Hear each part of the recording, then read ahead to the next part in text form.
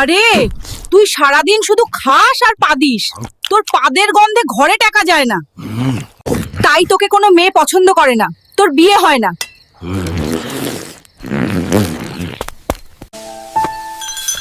শোনো, তোমার জন্য একটা বিয়ের প্রস্তাব এসেছে, তোমাকে কনের বাড়িতে যেতে হবে।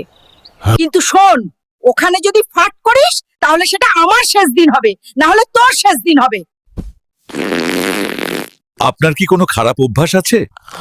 ওহ না না, আমার ছেলে খুব ভালো, ওর কোনো খারাপ অভ্যাস নেই।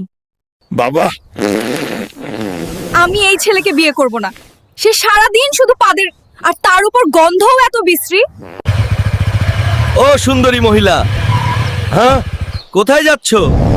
এসো আমার সাথে বেড়াতে চলো। ওই ব্যাটম্যান,